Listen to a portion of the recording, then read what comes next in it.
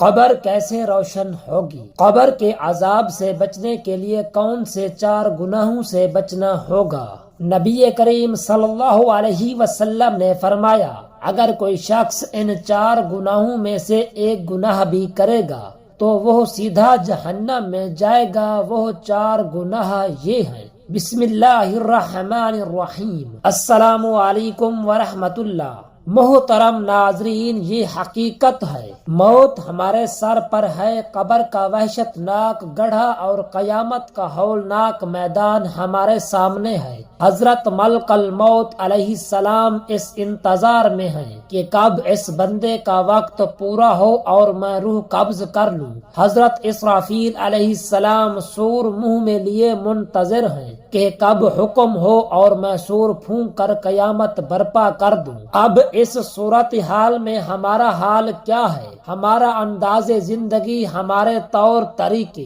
ہمارا چال چلن کیسا ہے؟ اللہ پاک فرماتا ہے، ترجمہ کنز الایمان، کوئی نہیں اس نے اب تک پورا نہ کیا جو اسے حکم ہوا تھا۔ ہمیں 5 نمازوں کا حکم دیا گیا، ہم سے پوری پڑھی نہیں جاتی۔ 12 ماہ میں صرف 1 مہینے کے روزے فرض ہوئے، ہم سے رکھے نہیں جاتے۔ 100 روپے میں سے صرف 2.5 روپے، وہ بھی شرائط پوری ہونے کی صورت میں زکوٰۃ فرض کی گئی، ہم سے دی نہیں جاتی۔ شرائط پوری ہونے کی صورت میں زندگی بھر میں صرف 1 بار حج کا حکم دیا گیا، ہم کر نہیں پاتے۔ قرآن مجید کی تلاوت، درود پاک کی کثرت، ذکر و اذکار، ماں باپ کی فرما برداری، صلہ رحمی، عزیز رشتہ داروں پڑوسیوں سے نیک سلوک، نگاہوں کی حفاظت، زبان ہاتھ دل کی حفاظت، ناپ تول میں ایمانداری، حلال کمانا، حلال کھانا، غرض سینکڑوں احکام دیے گئے۔ زندگی گزارنے کا طریقہ سکھایا گیا،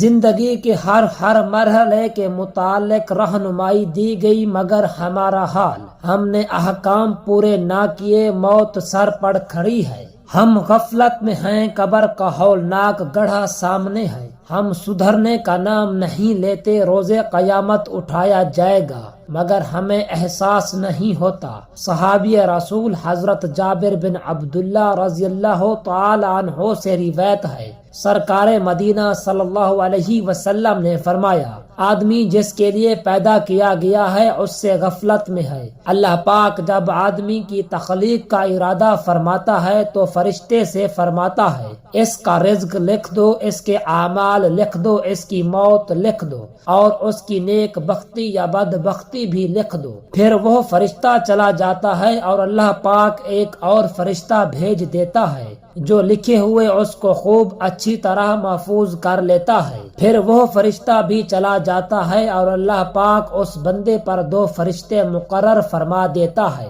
جو اس کی اچھائیاں اور برائیاں لکھتے ہیں، اور جب اس کا وقت موت آتا ہے تو وہ فرشتے بھی اپنی جگہ چھوڑ دیتے ہیں اور ملک الموت علیہ السلام اس کی روح قبض کرنے آ جاتے ہیں۔ جب اسے قبر میں رکھ دیا جائے تو اس کی روح جسم کی طرف واپس کی جاتی ہے اور قبر کے 2 فرشتے یعنی منکر نکیر اس کا امتحان لینے آتے ہیں اور پھر وہ بھی چلے جاتے ہیں۔ پھر جب قیامت قائم کی گئی تو اچھائیاں برائیاں لکھنے والے فرشتے نیچے اتریں گے اور اس کی گردن میں گرہ لگائی گئی کتاب کھولیں گے، پھر وہ اسے لے کر اس طرح حاضر ہوں گے کہ ایک قید اور ایک صید یعنی چلانے والا ہوگا۔ اس کے بعد پیارے آقا مدینے والے مصطفیٰ صلی اللہ علیہ وسلم نے فرمایا، یقیناً تمہارے سامنے ایک بہت بڑا معاملہ ہے جس کی تم طاقت نہیں رکھتے، لہذا خدائے بزرگ و برتر سے مدد مانگو۔ ہم نے اپنے سامنے لوگوں کو مرتے دیکھا ہوگا مگر یاد رکھیے مرنا آسان نہیں ہے۔ ہم نے اپنے ہاتھوں سے میت کو کفن پہنایا ہوگا، کفن پہنانا آسان ہے مگر پہننا آسان نہیں۔ ہم نے جنازے کو کندھا دیا ہوگا مگر جنازے کی 4 پائی پر لیٹ کر 4 کندھوں پر سوار ہونا آسان نہیں۔ ہم نے بہت ساروں کو قبر میں اتارا ہوگا، یاد رکھیے قبر میں اتارنا آسان ہے مگر قبر میں اترنا آسان نہیں۔ معاملہ واقعی سخت و دشوار ہے۔ ذرا تصور تو باندھیے جیسے روٹی کے ڈھیر میں کانٹے دار ٹہنی رکھ کر ایک جھٹکے سے کھینچ لی جائے، ایسے ہمارے جسم سے روح کھینچ لی جائے، ہمارے جسم کا رواں رواں درد اور تکلیف میں ہو، تکلیف بھی کیسی 1000 تلواروں کے وار سے زیادہ شدید، پھر اس حالت راز میں ہمارا کوئی پرسان حال بھی نہ ہو، ہمارے ماں باپ،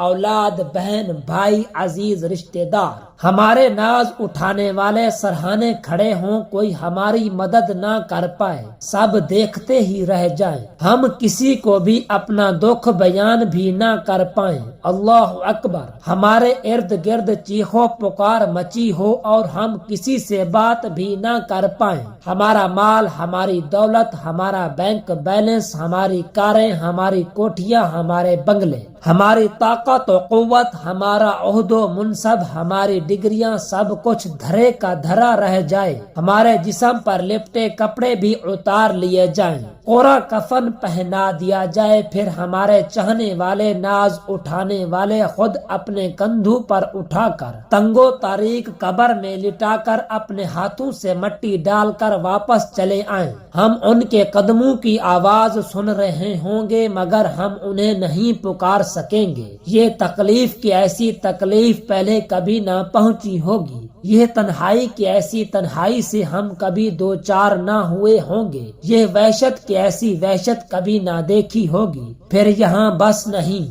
ابھی یہ صدموں پر صدمے گزرے ہی ہوں گے، نئے گھر میں ابھی آ کر کچھ ٹھہرے بھی نہ ہوں گے، روح نکلنے کی تکلیف میں کمی نہ ہوئی ہوگی کہ اچانک قبر کی دیواریں لرزنے لگیں گی، 2 فرشتے قبر کی دیواروں کو چیرتے ہوئے قبر میں پہنچ جائیں گے اور کرخت لہجے میں ہم سے سوال شروع کر دیں گے، اگر ہم ان سوالوں کے درست جواب نہ دے پائے، ہائے ہائے، اگر ہم قبر کے امتحان میں کامیاب نہ ہو سکے تو ہماری قبر میں جہنم کی آگ بھڑکا دی جائے گی، عذاب مسلط کر دیا جائے گا، اللہ اکبر، ہمارا کیا بنے گا، کہاں جائیں گے، کیسے مدد کے لیے پکاریں گے؟ حضرت سمرقندی رحمت اللہ علیہ فرماتے ہیں، جو قبر کی تنہائی اور گھبراہٹ سے بچنا چاہتا ہے اسے چاہیے کہ 4 کاموں سے باز رہے، جو ایسا کرے گا وہ اللہ پاک کے فضل و کرم سے قبر کی تنہائی اور گھبراہٹ سے بچ جائے گا۔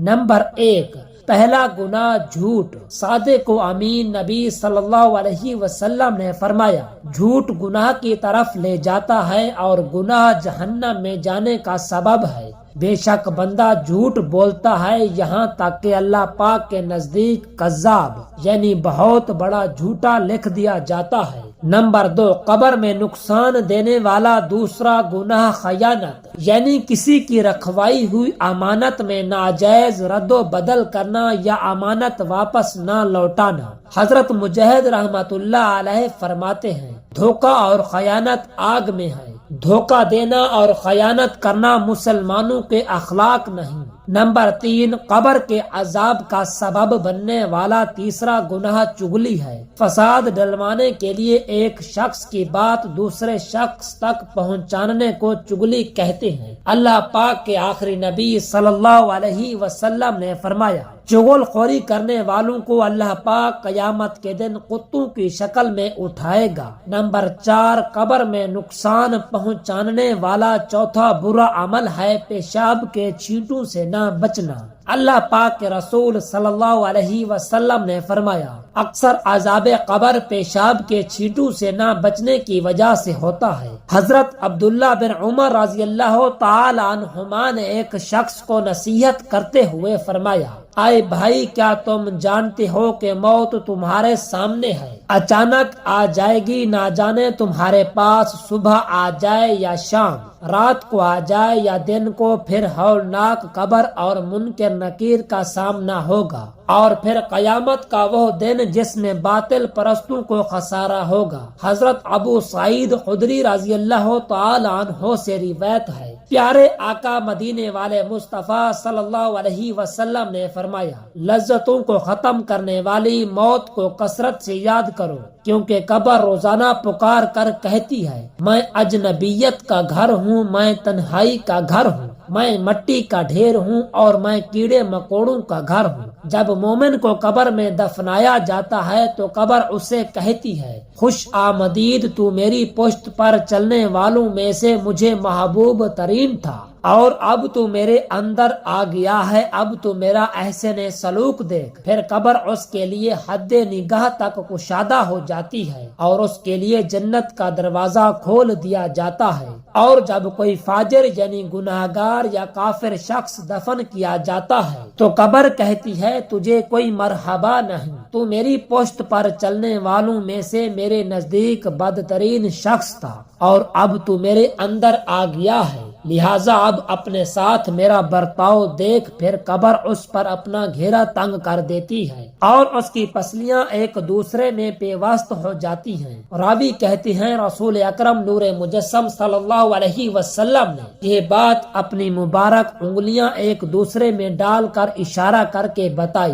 پھر فرمایا اللہ پاک اس پر 70,000 اژدہے مقرر فرما دیتا ہے، اگر ان میں سے کوئی ایک بھی زمین پر پھینک دے تو رہتی دنیا تک کبھی کچھ بھی نہ اگے، وہ اژدہے اس مردے کو تا قیامت ڈستے رہیں گے۔ راوی کہتے ہیں آپ صلی اللہ علیہ وسلم نے فرمایا، ترجمہ، قبر جنت کے باغوں میں سے ایک باغ ہے یا جہنم کے گڑھوں میں سے ایک گڑھا۔ اللہ پاک ہمیں نیکیاں کرنے، گناہوں سے بچنے، اپنے عقائد ہر دم پختہ رکھنے، برے عقائد اور برے اعمال والوں سے دور رہنے کی توفیق نصیب فرمائے، اور ہمیں موت سے پہلے موت کی تیاری کرنے کی طاقت اور توفیق عطا فرمائے، آمین ثم آمین۔